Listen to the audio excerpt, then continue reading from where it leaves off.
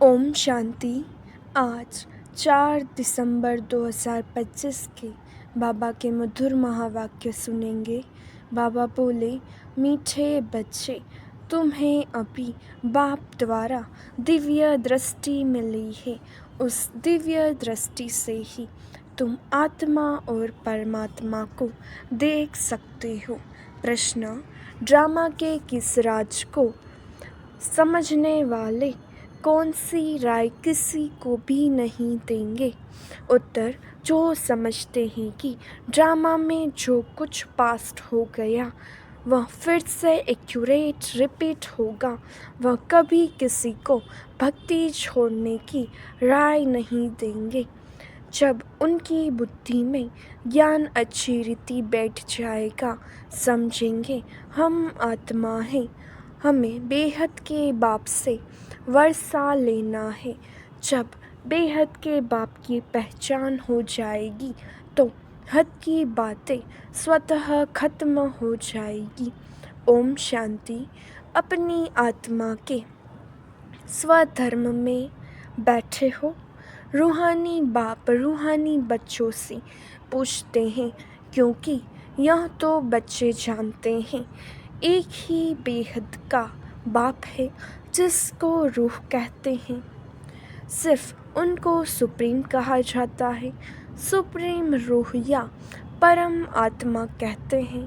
परमात्मा है जरूर, ऐसे नहीं कहेंगे कि परमात्मा है ही नहीं। परम आत्मा आना, परम आत्मा माना परमात्मा, यह भी समझाया गया है। मूंझना नहीं चाहिए, क्योंकि 5000 वर्ष पहले भी यह ज्ञान तुमने सुना था। आत्मा ही सुनती है ना। आत्मा बहुत छोटी सूक्ष्म है, इतना है जो इन आँखों से देखा नहीं जाता। ऐसा कोई मनुष्य नहीं होगा जिसने आत्मा को इन आँखों से देखा होगा। देखने में आती है परंतु दिव्य दृष्टि से, सो भी ड्रामा प्लान अनुसार। अच्छा समझो, कोई को आत्मा का साक्षात्कार होता है जैसे और चीज़ देखने में आती है।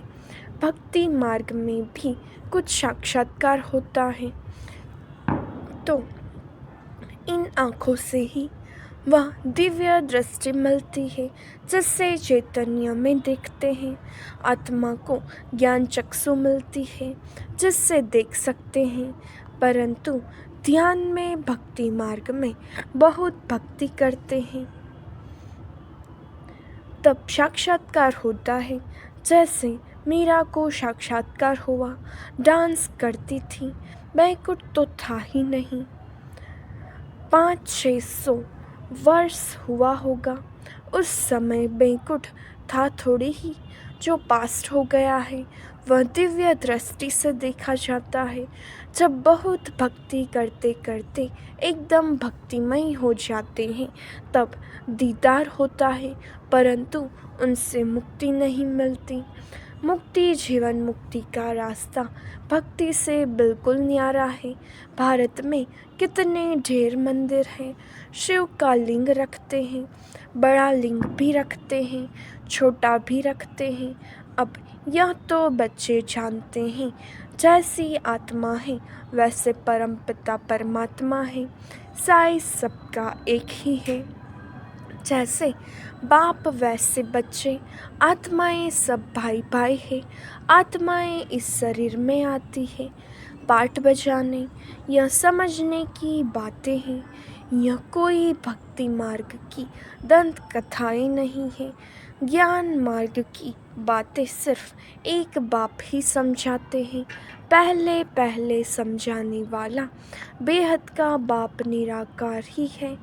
उनके लिए पूरी रीति कोई भी समझ नहीं सकते। कहते हैं वह तो सर्वव्यापी है, यह कोई राइट नहीं। बाप को पुकारते हैं, बहुत प्यार से बुलाते हैं, कहते हैं बाबा आप जब आएंगे तो आप पर हम वारी जाएंगे। मेरा तो आप, दूसरा न कोई, तो ज़रूर उनको याद करना पड़े। वह खुद भी कहते हैं, हे बच्चों, आत्माओं से ही बात करते हैं। इसको रूहानी नॉलेज कहा जाता है। गाया भी जाता है, आत्मा और परमात्मा अलग रहे बहुकाल। यह भी हिसाब बताया है, बहुत काल से तुम आत्माएं अलग रहती हो, जो ही फिर इस समय बाप के पास आई हो, फिर से अपना राजयोग सीखने। यह टीचर सर्वेंट है। टीचर हमेशा ओबीडिएंट सर्वेंट होते हैं। बाप भी कहते हैं, हम तो सब बच्चों का सर्वेंट हूँ। तुम कितना हुज्जत से बुलाते हो, हे पतित पावन आकर हमको पावन बनाओ। सब है भक्तियाँ, कहते हैं, हे भगवान आओ हमको फिर से पावन बनाओ। पावन दुनिया स्वर्ग को, पतित दुनिया नरक को कहा जाता है। यह सब समझने की बातें हैं। यह कॉलेज अथवा गॉडफादरली वर्ल्ड यूनिवर्सिटी है। इसकी एम ऑब्जेक्ट है मनुष्य से देवता बनना। बच्चे निश्चय करते हैं, हमको यह बनना है। जिसको निश्चय ही नहीं होगा, वह स्कूल में बैठेगा क्या? एम ऑब्जेक्ट तो बुद्धि में है। हम बैरिस्टर व डॉक्टर बनेंगे तो पढ़ेंगे ना। निश्चय नहीं होगा तो आएंगे नहीं, निश्चय नहीं होगा तो आएंगे ही नहीं। तुमको निश्चय है, मनुष्य से देवता, नर से नारायण बनते हैं। यह सच्ची सच्ची सत्य नर से नारायण बनने की कथा है। वास्तव में यह है पढ़ाई, परंतु इनको कथा क्यों कहते हैं? क्योंकि 5000 वर्ष पहले भी सुनी थी, पास्ट हो गई है। पास्ट को कथा कहा जाता है। यह है नर से नारायण बनने की शिक्षा। बच्चे दिल से समझते हैं, नई दुनिया में देवताएं, पुरानी दुनिया में मनुष्य रहते हैं। देवताओं में जो गुण है वह मनुष्यों में नहीं है, इसलिए उनको देवता कहा जाता है। मनुष्य देवताओं के आगे नमन करते हैं। अब सर्वगुण संपन्न हो, फिर अपने को कहते हैं हम पापी नीच हैं।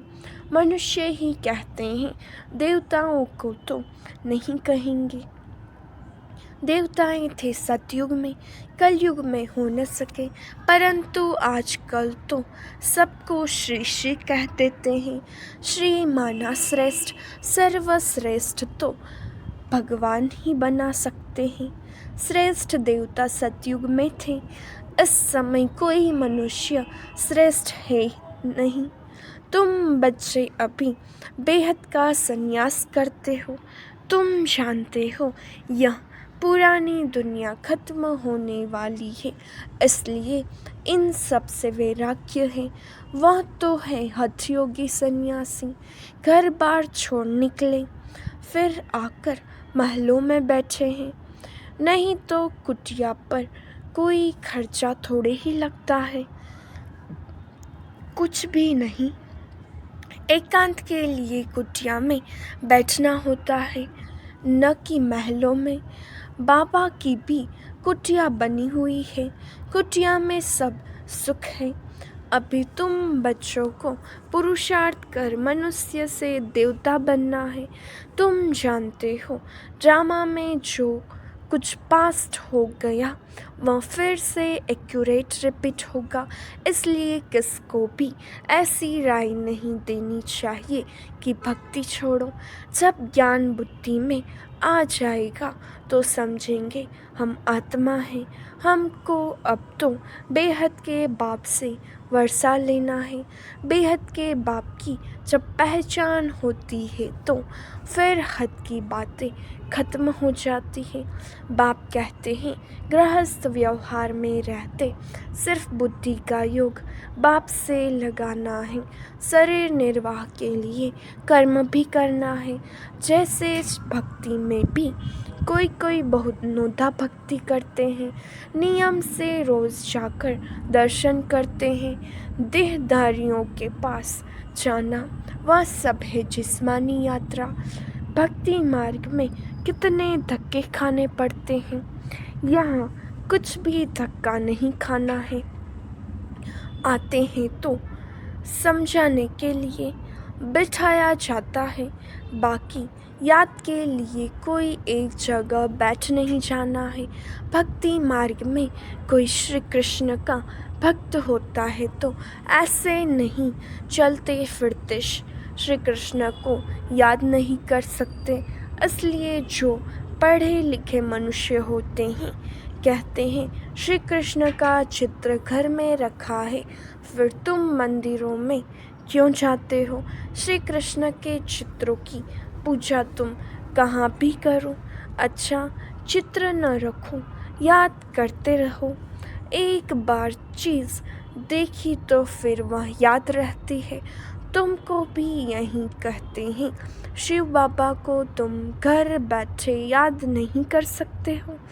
यह तो है नई बात, शिव बाबा को कोई भी जानते नहीं, नाम रूप देश काल को जानते ही नहीं।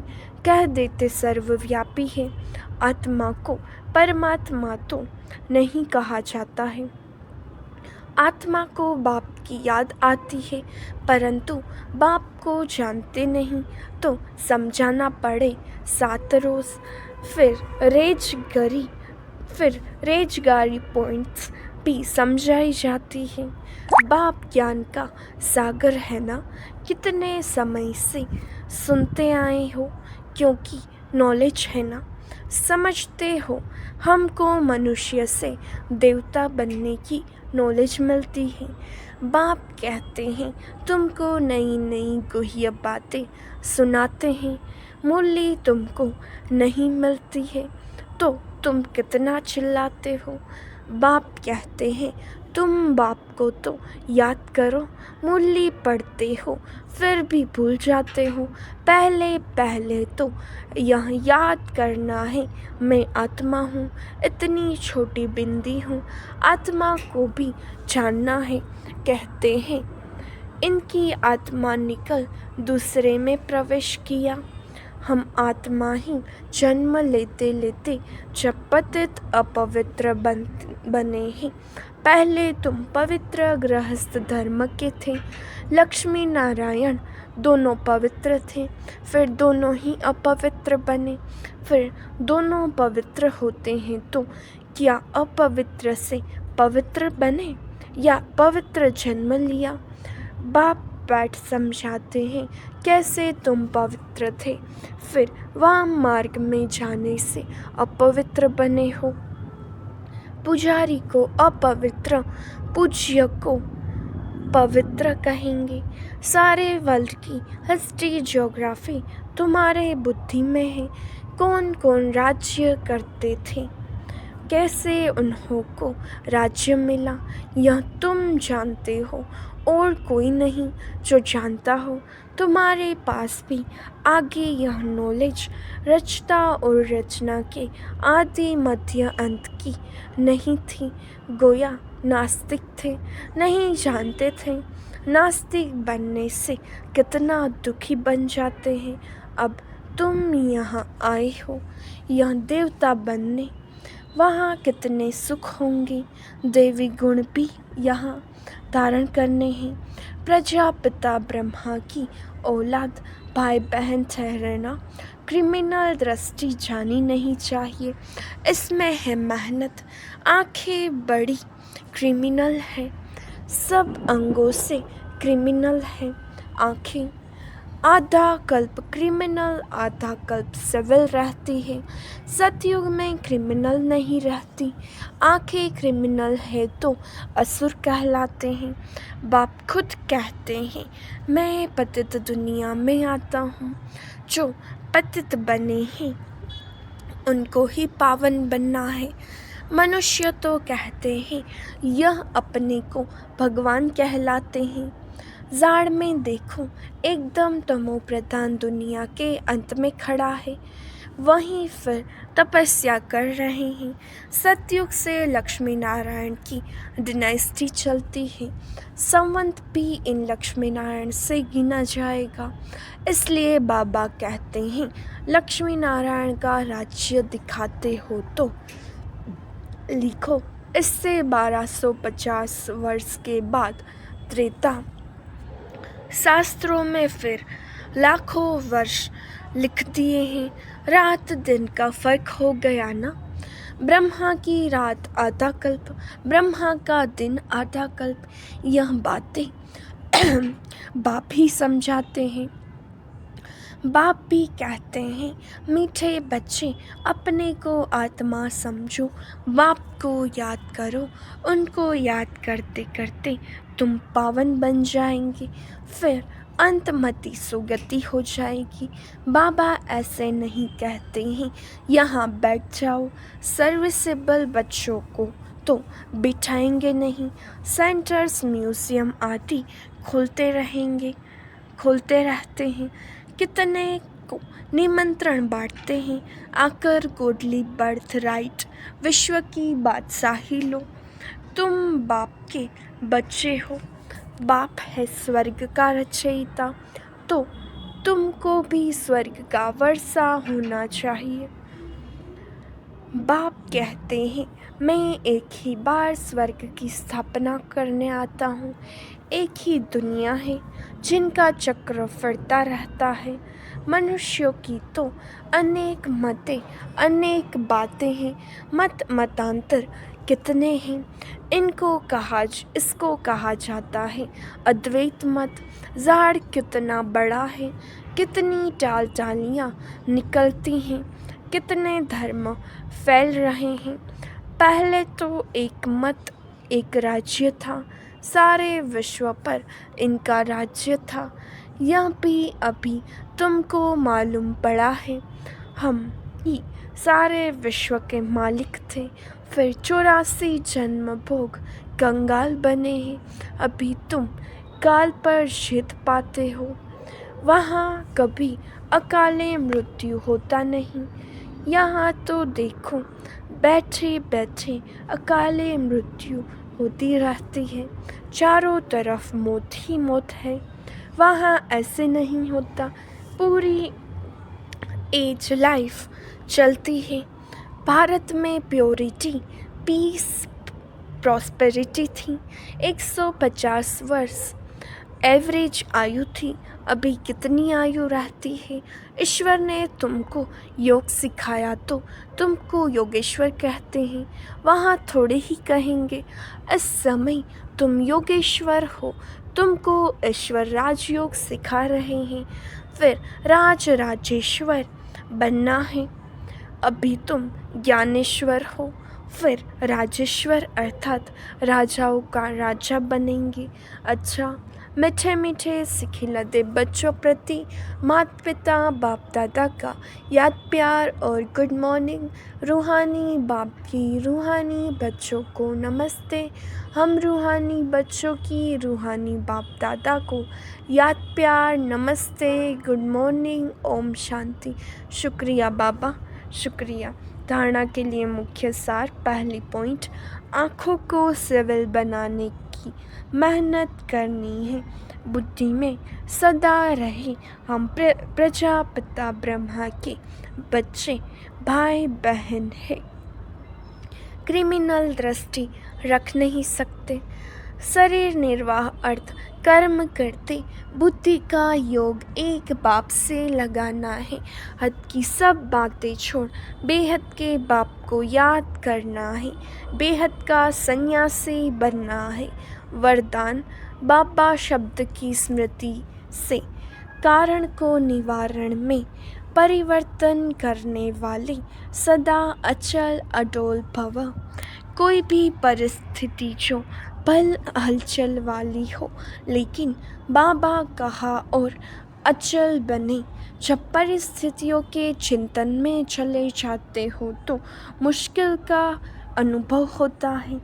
अगर कारण के बजाय निवारण में चले जाओ तो कारण ही निवारण बन जाए, क्योंकि मास्टर सर्वशक्तिवान ब्राह्मणों के आगे परिस्थितियाँ जीती समान भी नहीं। सिर्फ क्या हुआ, क्यों हुआ, यह सोचने के बजाय जो हुआ उसमें कल्याण भरा हुआ है, सेवा समाई हुई है। फलस्वरूप सर्कमस्टांसेस का हो, लेकिन समाई सेवा है। इस रूप से देखेंगे तो सदा अचल अडोल रहेंगे। स्लोगन: एक बाप के प्रभाव में रहने वाले किसी भी आत्मा के प्रभाव में आ नहीं सकते। अव्यक्त इशारे: अब संपन्न व कर्मातीत बनने की धुन लगाओ।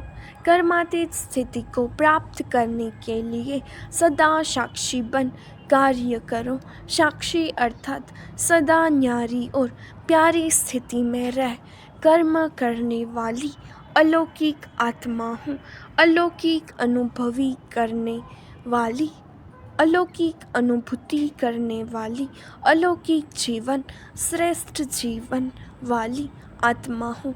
यह नशा रहे, कर्म करते यही अभ्यास बढ़ाते रहो तो कर्मातीत स्थिति को प्राप्त कर लेंगे। अच्छा, ओम शांति।